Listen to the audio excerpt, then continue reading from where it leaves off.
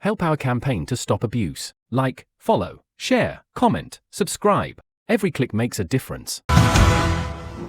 So, my people, tonight on our television, we're presenting another program filled with lights, memories, and melodies. I'm here with Gilmar Jr. bringing you a delightful, fulfilling show. Don't miss out, it's a special episode, and I truly believe you'll enjoy it immensely. Great, so come here first, come first, isn't it? I always remind you to follow our shows on TV Faith and Light, directly from our website, so always remember, won't you? We're a conglomerate, so the radio show is a little different, right? So that you don't miss anything. The program Memory, Biology, is always on Saturdays and Sundays, starting at 2 p.m. with me. Great, here's the next one. We don't have an interview with Dos Dos, but here is one to grip you from start to finish. Andre Moreira, our host, interviewed Steve. He's here, he's going to get you excited, right? We are talking about a man who won an unparalleled victory from his pain, who accepted the trauma and turned his into a creative young man. Steve endured a traumatic childhood filled with nearly 20 years of devastating abuse within his own household. Yet he chose to find beauty amidst the agony, through unimaginable resilience. He turned his pain into a source of inspiration, like creating a sweet juice from the bitterest of oranges. Isn't that truly remarkable? Amid overwhelming hardship, he channeled his struggles into impactful creations, a book, music, and art that inspired countless others. This profoundly moving interview is one that touched me deeply, and I have no doubt it will do the same for you. Stay tuned for this emotional segment with Andre Moreira interviewing Steve on Playluz TV.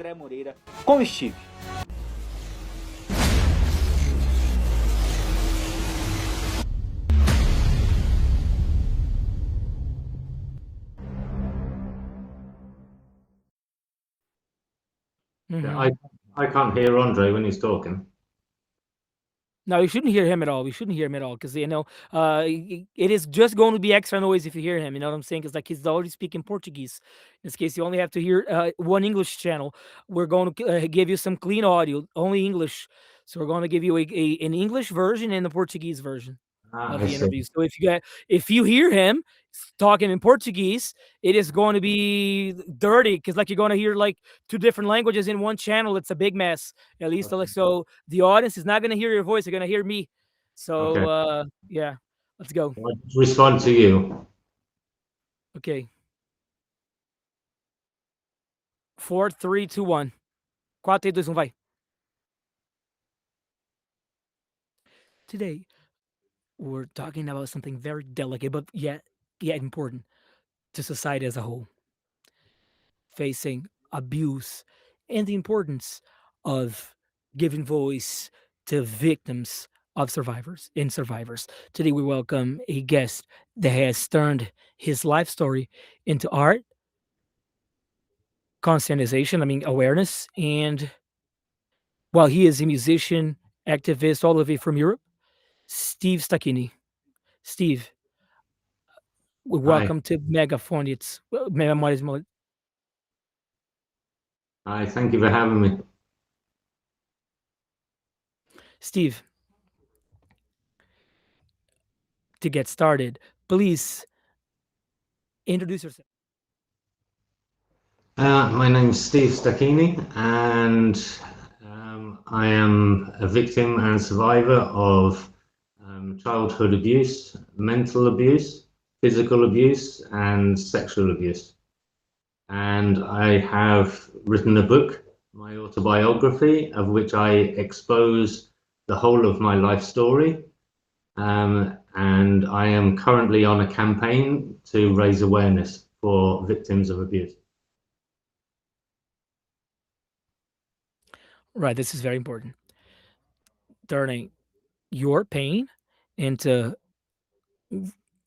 voice through music and other means, especially supporting one another. Yes, this is my book, My Life Naked and Raw, and I didn't think that it would reach as many people, and I am very musically minded, so it took me 5 years, but I produced a music album, and all of the songs kind of relate to my book.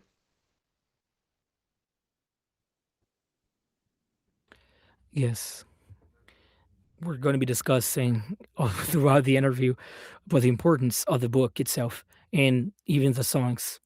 So, Steve, you were born in England, but you now live in Spain. How Correct. did you go about moving to some places? Yes, I was born in London in the UK.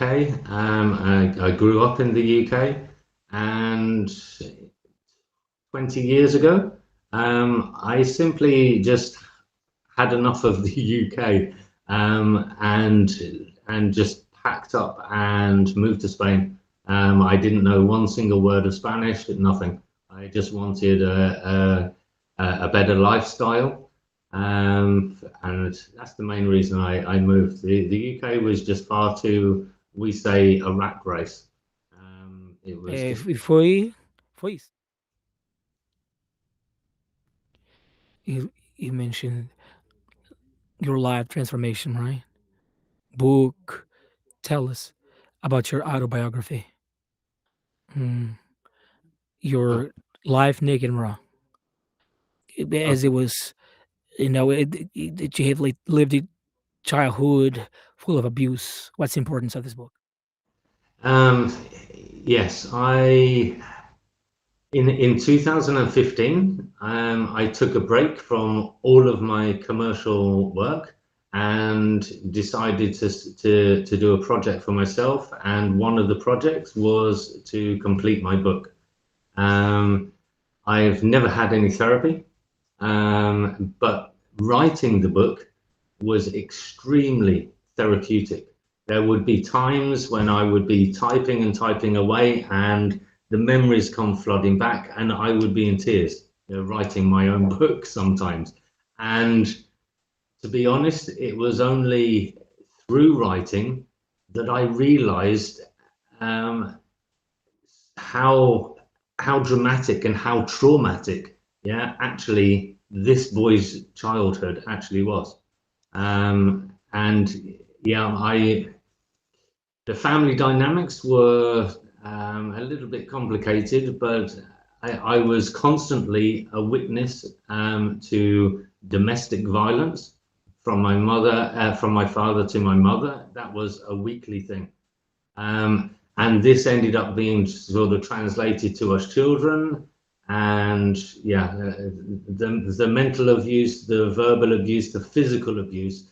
Physical abuse wasn't just being hit. You know, the punishments were severe. On one occasion, I had my head shaved bald, yeah, to humiliate me, you know, and it's, that was at the age of, let me think, probably 11, you know, and it's just crazy.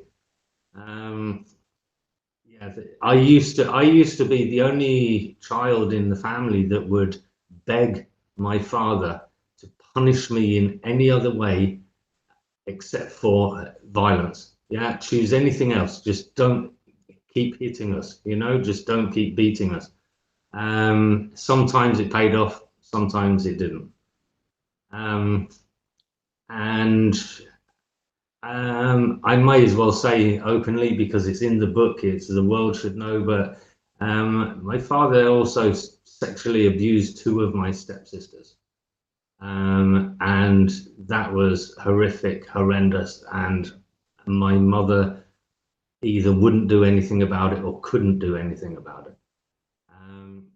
And as far as the sexual abuse for myself, ironically, I used to protect my brother a great deal from my brother was used by my father as a punch bag.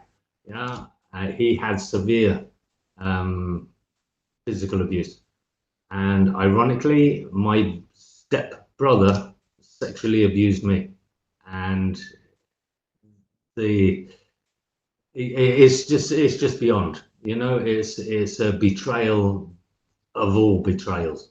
And yet I continue to defend him. I continue to try and protect him from my father. Um, so yeah, my whole childhood was like that. Um, Local authorities were never involved. Local police knew of the domestic violence. Nothing was ever done. There was no um, intersection or anything from anyone at all. And as children, somehow we had to cope with this. We had to just pretend life at home was good, and it wasn't. We became good actors, to the rest of the world. We fooled the rest of the world that, yeah, we're okay, including teachers. So been very, very, very difficult. And I wrote my book for three reasons. Yeah, one was very therapeutic for me. Yeah, so it was a perfect therapy for me. Number two was that I believe that if my book and my stories can let other people know that they are not alone. It's very difficult for many people, especially males, yeah, to speak out. Yeah, so if my book can help people, perfect, it's done its job. And the third reason was really to let the perpetrators of these abuses know that after all these years, they haven't got away with it, because now I've made it public.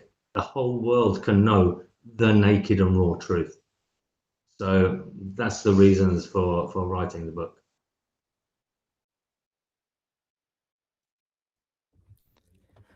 Yes, this is very important, as you said. You know, the focus of your book, right, or the foundation, basically awake and raise awareness, as you said in your book. Many people may realize that this is not violence is not normal, as mentioned, especially man, especially male. It's somehow a taboo, which I mean shouldn't be that way. It shouldn't be a taboo. No, and I don't know for what reason. I'm sure psychologists will explain why, but yeah, especially for men. There are a very low percentage of men who do speak out. And again, my part of my campaign for awareness is just to encourage people, yeah, to speak out. Even if they can't speak out, encourage people to write things down, write their stories, record their stories. Even if they don't want to go public with them, it'll still be therapeutic for them. It will still help them. Um, so yeah, and if I can assist anyone in any way, then I will. As simple as that. For sure. And your your testimony, all the things you've written, all the things you've written so far, sure that you're touching people and you're raising awareness. Definitely, that's very important. And then, since we're discussing our book now, do you have any information on whether it's been translated into Portuguese for Brazil? No, it's something. No. It's something that that can be done, and I will happily go down that avenue and get it translated. Especially now in the recent 2 or 3 years, translations have become so much easier to do. So I'm happy to pursue different languages for translation, and it could probably be done relatively quickly. Yes, in Brazil, for instance, in the Catholic Church, we have two interesting works that we call pastoral work, pastoral movement. First is the family pastoral, which takes care of families in general, and the child ministry, the child pastoral. So I believe your work is very positive to these entities in Brazil, especially tied to the Catholic Church, since you know they strengthen their work and raise awareness too. Who knows, in the future we may do something together in between these two. Yes, yeah, I'd be happy to. I'm confident enough to, I'm happy to stand on stage and talk to an audience and, you know, tell them certain things, stories of what I went through. And don't get me wrong, there are millions of people that have gone through far worse than myself. Yeah, but if they're not talking about it, then it's no good. So I'm happy to do anything and everything within my power. And I would happily travel the world and yeah, and disclose certain things. And again, it's just getting this message. There are many things. There are many things that I could say now as an adult to, especially to younger people, of how to approach certain situations or how to approach certain people in order to obtain help. Yeah, when you're a child, no different. When I was a child, stereotypical, I was too frightened to tell anyone. Yeah, and plus sometimes, um, sometimes even informing authorities can actually have a very negative impact. That sounds strange, but it's true. Because if for example I'm a young child and I go to the authorities and say this has happened, this is going on in the family home. Everything is words from a child. You have to get those authorities, or that could be a teacher, it could be police, it could be local authorities, but you have to convince them to believe you. What the first thing they're going to do is either remove you from that situation, which in doing so, now that means that, whoa, now I've lost contact with my siblings. It also means that now left within the family environment, excluding me, for what I now have done of informing authorities, now could make things worse for others. So there are many delicate areas to be balanced. So sometimes I agree, sometimes just running to authorities isn't the answer. I don't know what it's like in other countries, but in the UK, for example, if I go and tell a teacher, they are legally obliged to inform authorities. So you don't tell teachers. So it's very difficult to reach out to the right person to try and get the right kind of help or assistance, or ideally as a child you want to know which route you're able to take before anything happens, and that is very, very difficult. Very difficult.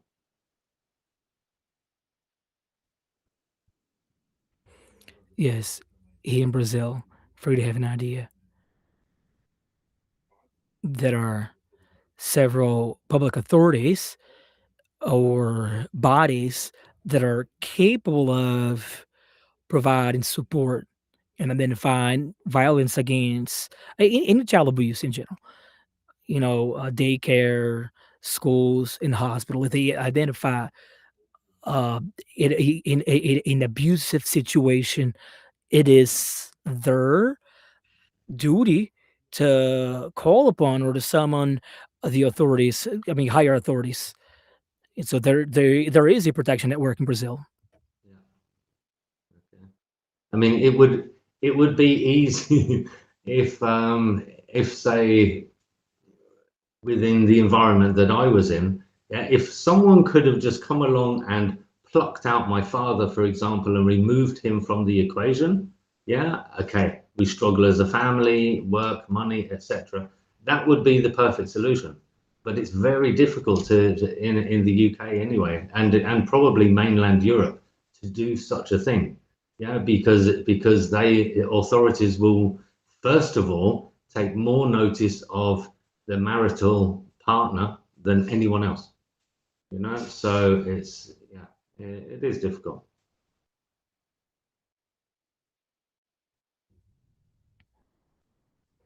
Yes, we understand how complex this is. Yeah, it's there are no easy solutions. Não, não tem nenhuma solução fácil, né? You know, but there are, the other thing that you have to encourage people within these certain situations also is to kind of, it doesn't stop the abuse, but to kind of develop self-coping mechanisms. Yeah, you need to be able to cope in certain ways in order to minimize the different types of abuse. You know, this may sound really, really crazy, but I can remember as a child, very young, being able to literally, I could pretend to be asleep. I could act 100% asleep. Yeah, even if there was no disturbance, I would be able to concentrate with my eyes so that literally you could look at my eyelids and think I was asleep, you know? And yeah, I could stay perfectly still, 100% still, even if my leg was itching, yeah, or you know, something that you would normally just sort of, I need to scratch. Yeah, I did ignore such things. Yeah, because I knew if I laid 100% perfectly still, they would think I was asleep, and yeah, less harm would come to me. You know. Yeah, there are different ways of coping. I would always encourage a close friend. Yeah, it depends what sort of age group, I suppose, but a close friend can often be the perfect person to confide in, and you only need one. Yeah, as long as that person is truly open and understanding of what is going on within your home or within your environment, that one person can be vital, you know?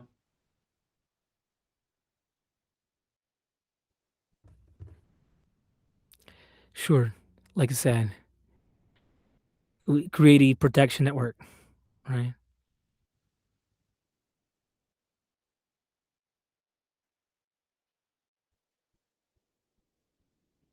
So the book doesn't talk about pain alone, right? But especially overcoming and overcoming problems, challenges, and resilience. What is the most important message the book conveys besides these two pillars you've mentioned? What to overcome such problems?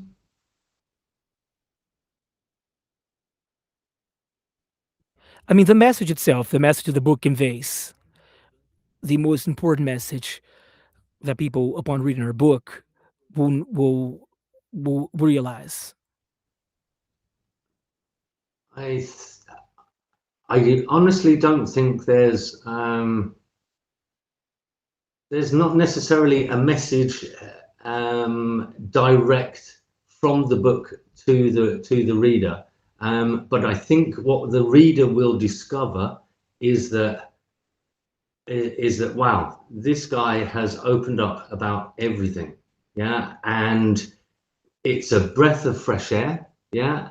And I kind of put across that I'm just an ordinary human guy, yeah. And if I can do it, then other people can do it, you know. The message is to take strength from what I've written. You know, there are so many different aspects that I'm sure that victims and survivors can take from it themselves. Yeah, because different, you've got different types of abuses, and although technically an abuse is an abuse, there are different levels. Yeah, and I think the book is wide enough to relate to most people, and everyone is able to take something that relates to them directly. Yeah, so one person may say, the book did this for me. I took this message from the book. Someone else will say, no, I took this from the book.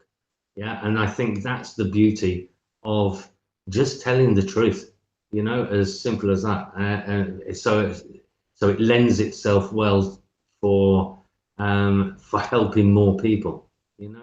And whilst if I may say, I'm also not actually an advocate of the word survivor.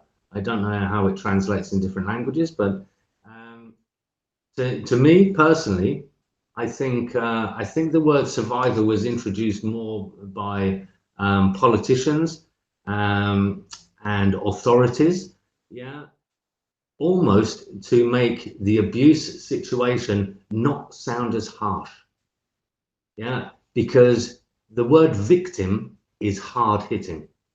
The word survivor is a little softer, yeah, and the word survivor sounds very positive, yeah. The word victim is negative, yeah. Now, I personally believe that anyone who is a victim of abuse is a victim.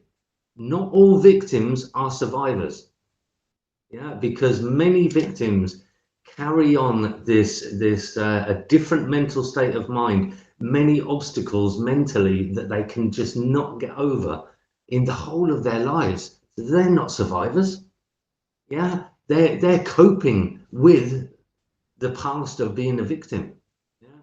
Everyone is a victim, not everyone is a survivor, yeah.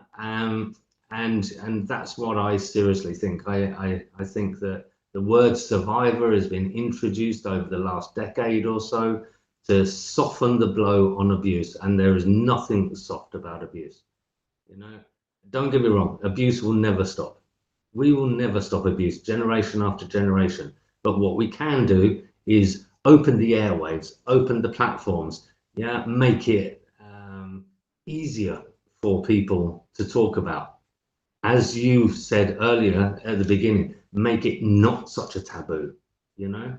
And you know, I think the biggest taboo that a man can make is to say he's been sexually abused, yeah, especially if it's you know, obviously from another male, yeah. That's the biggest, that's the biggest hurdle to get over, okay. And we're already there, you know. People like myself are talking, you know, and that's the encouragement that we want to put out there. And what with social media, what with networking, what, you know, there are so many things now available that were not available when I was a child, you know. And so my campaign continues. Yeah, I'm willing to speak and to listen. You know, listening is can be just as important. You know, it's it's very easy, I think, for people to hear what someone has to say, hear their problems, but quite often we respond in such a way to say, "Oh yeah, well, my equivalent was this, that." We don't always have to tell our equivalents. Yeah, the importance is to listen and help that person. You know, just help them cope. It is difficult. It's not an easy subject, and that's part of the reason for myself trying to campaign is to broaden to broaden the censorship, if you like. You know, it's not censored, but I still have to be very careful about what I say on certain podcasts and things like this, you know. But yeah, people will take many different things, I think, from the book, and I'm glad that I have done what I've done. Yeah, the book is also, it also falls as a legacy on the personal front. It also falls on the legacy to know that I was here on this earth, you know, and I left something good behind when I go, you know, for others to take something from it. You know, it's horrendous, and I've lived with this obviously all my life, you know. So yeah, I do what I can do.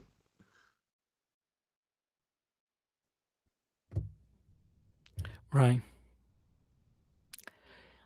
What? How was the public's response? I mean, the audience respond back in 2020. Do you have any feedback from the audience in general? From the what? Sorry. After the book was released back Yeah. in 2020, Yeah.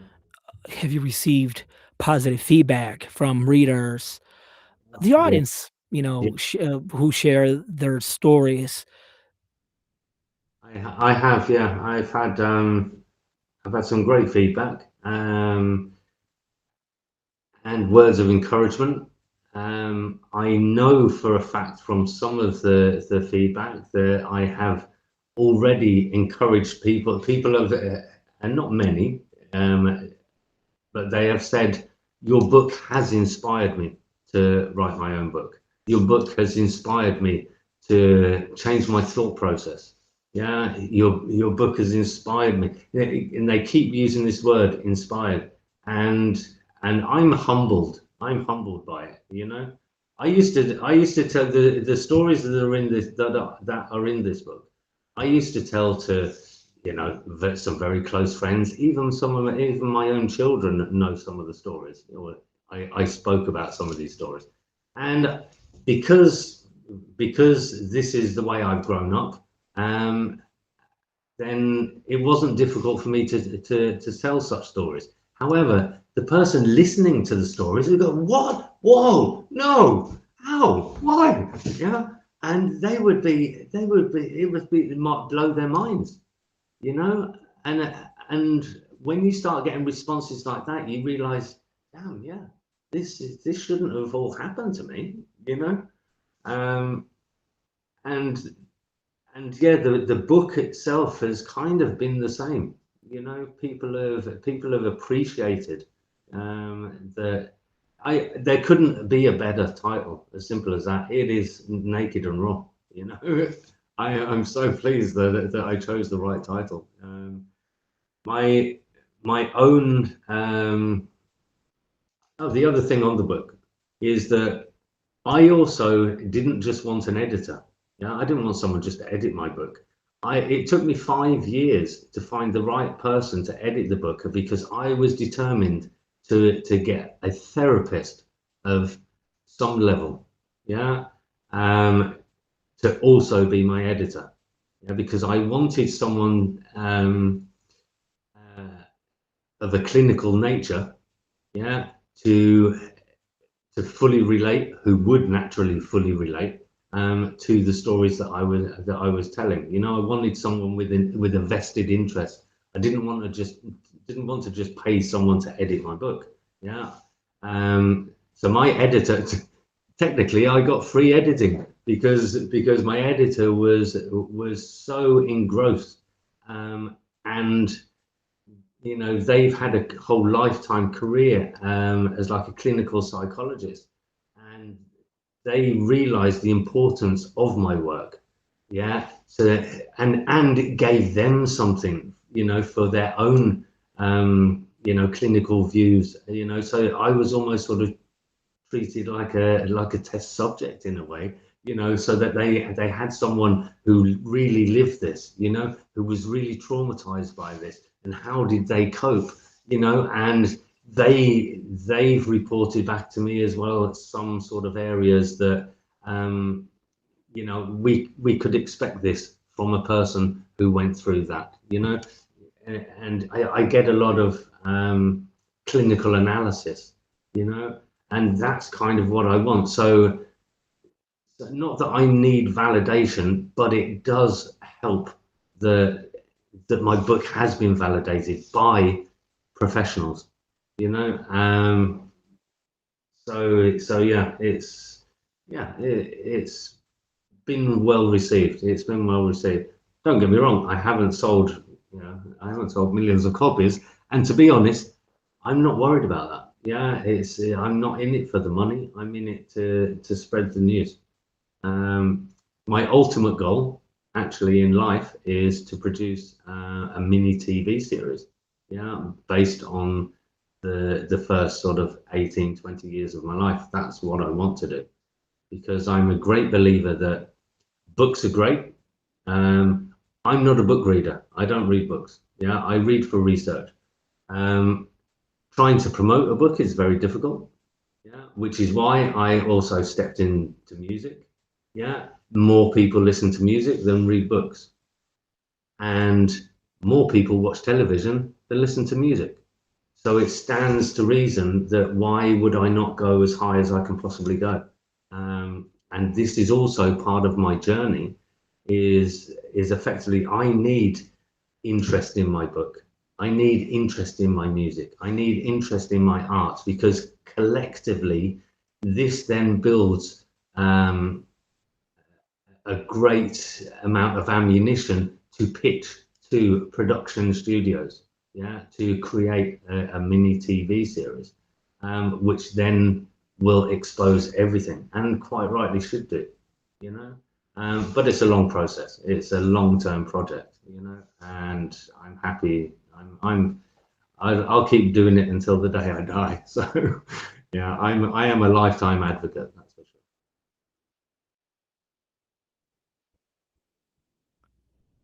Right. So, Steve, you also mentioned the musical aspect of your project, right? Telling a story through music, raising awareness through music. So, Okay. the album you've released, Unconventional, how did the idea of turning this story into music? Okay. Well, for me, it wasn't actually too difficult. As I've already explained, I knew that I needed to take the book to a different level. I am very creative, um, and I am very musically minded. So it stood to reason that, okay, this is what I'll do. Now, actually, in my book, in the book, right towards the back, there are a whole list of. Oh, you can't see that. There are a whole list of poems. Yeah. Now, one thing I used to do as a child was write poetry. Yeah. And writing poetry as a child was one of my coping mechanisms. Okay, it took me out of the real world. It allowed me to put some pain, some thoughts, some feelings, into poetry. Okay, um, and believe it or not, the album Unconventional. Okay, um, all of the lyrics are those poems. Okay, I took that poetry, okay, and used those as lyrics for the songs, for the album Unconventional. Ideally, I wanted 18 tracks on the album to kind of represent the 18 years of my first 18 years of my life, um, and not all of the tracks are about abuse, as you've heard, a couple of them, but some of them relate. There's one that I know that Capella FM have been playing, called Gambler. Yeah, the tune itself, sounds quite a funky sort of dance tune that you could imagine it in a average kind of a club and what have you. However, the idea actually came from because my father used to gamble. Yeah, as well as having a drink problem sometimes. He would also sometimes have a gambling problem. Yeah, and as children, sometimes we would watch the television and hope that this horse would win the race so that we could eat the next day. Yeah, and my father blew I tens, maybe hundreds of thousands of pounds, just wasted on gambling. Yeah, and that's where Gambler comes from, the song. So there are different aspects of it, but the album Unconventional may not be an unconventional title. There are other albums called Unconventional. But that's the route I wanted to take, because I believe my book is unconventional. Yeah, my life has been unconventional. So it stood to reason that yeah, the album should be called Unconventional. And the best way to describe the album as a whole is emotive. There are some really truly emotive tracks in there, you know. And I also created videos for each one of the tracks, and it actually came out better than I expected. I can say with pride that there's not one thing that I would change about any of the tracks, about any of the video music tracks either. And it kind of does tell a story in my head anyway. It tells a story sort of from the beginning to the end, and then there's a like a final update at the end as well. Yeah, I'm very proud of it. I'm glad to say that family members of mine are very proud of it as well. Um, and yeah, it's another aspect um, to push awareness. You know, so that even if no one knows me, if they listen to a particular track, if they're on Spotify, then obviously they can read stuff. But you know, and if there's a music video on YouTube, and at the end there'll always be, you know, this actually is to raise awareness about abuse, you know, and it makes people sit up. They go, well, oh, I thought it was a track about something else, you know.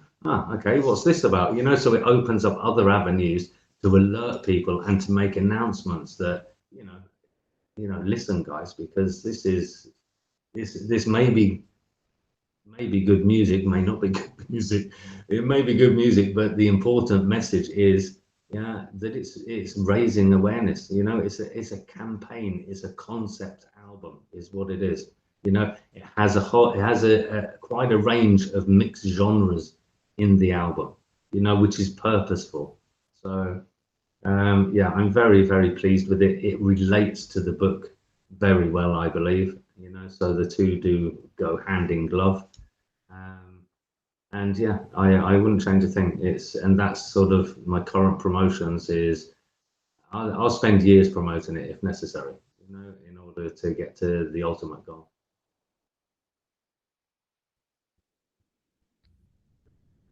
Yes, that's very important. Alternatives, promoting this life story and raising awareness, Yeah, about your life story. yeah. So, since you've mentioned your social media, please tell your audience members where they can find you on social media. I'm pretty sure that if you can spell my surname correctly, Stachini, I'm pretty sure most searches will come up with Steve Stachini somewhere. But yeah, I'm a regular user on Instagram for social media and Facebook. I do have accounts on others like TikTok and X and LinkedIn. Um, and obviously for streaming services for the music, especially the book, and for videos, I'm now on pretty much probably most streaming services. Um, and the because it's the Naked and Raw campaign, yeah, I did put together a website which is just called nar.bio, yeah, for Naked and Raw autobiography. And if anyone would like to go to nar.bio/links, yeah, there's a whole multitude of different links there. So yeah, hopefully I'm pretty much everywhere.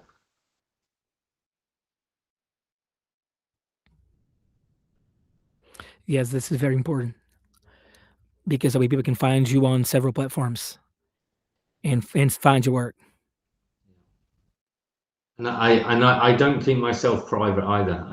Everywhere I have business websites as well, but everywhere I always post my WhatsApp number, and I'm always available on WhatsApp. It's basically a public number. So yeah, I if I can help anyone, I will. As simple as that. But the other important thing, which I did stress there on one of my probably social media videos, is um, people don't have to buy this album. People don't have to buy this book. I will readily give it away free. Yeah. Um, I will help people in any way, shape, or form. The only thing that I do ask is um, every single click nowadays, yeah, on the internet helps the campaign.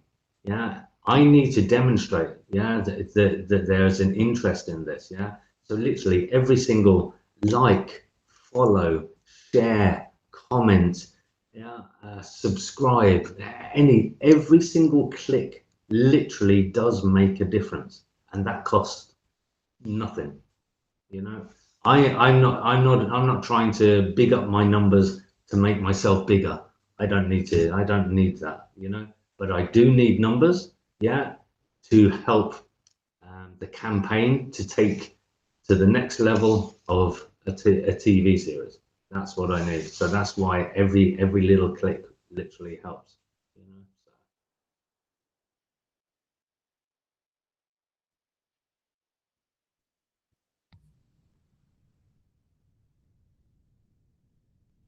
Okay,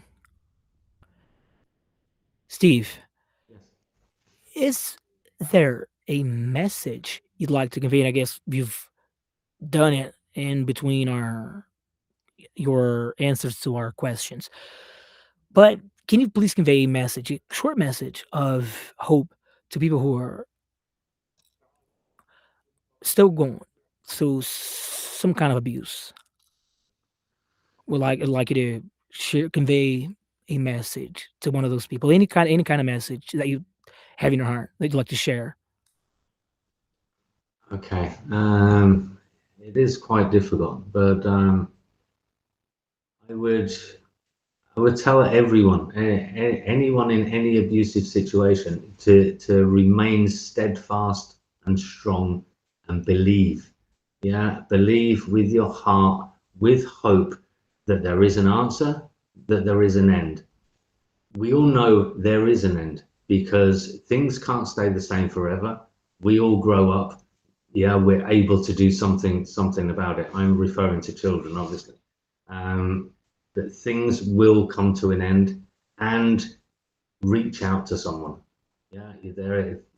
It is very difficult. I know, but to reach out to someone that you God honestly, fearingly trust, yeah, pretty much with your life, yeah, that they won't just run off and tell someone else. You need a proper confidant, someone that you to believe in. Um, it's not. I'm not really conveying one single message, am I? I'm very sorry, but it's very difficult. Um, but yeah, just believe and be strong. Okay, it will not last forever. Okay, you will beat this. Yeah, you are better than the perpetrator. As simple as that. Okay, and your life doesn't have to be anything like theirs. Yeah, you've no fear of following, such footsteps. Okay, you can be who you want to be. Seriously, yeah. Just stay strong and reach out. Try and gain some kind of. If you're in a situation where um, escape or the end just doesn't look as if it's ever in sight, develop some kind of coping mechanism. Something that'll help you. As I referred to earlier, it could be writing poetry, it could be drawing pictures, and it could be anything that's meaningless to anyone else, but very important to you. Yeah, these things will help you. But yeah, just be strong. If you're able to speak out, please.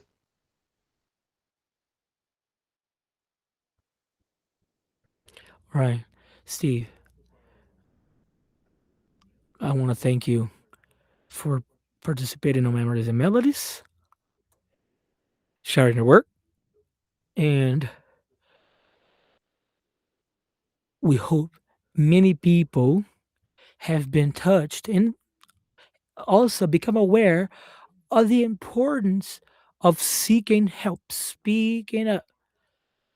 We hope that your work grows even further. We wish you all the best, growth, and may your creativity be may your creativity never end, so that you can keep sharing this beautiful story of yours. May you thrive and have health. Thanks for participating in our Memories and Melodies. Thank you. We're eager to another interview in the future. Who knows?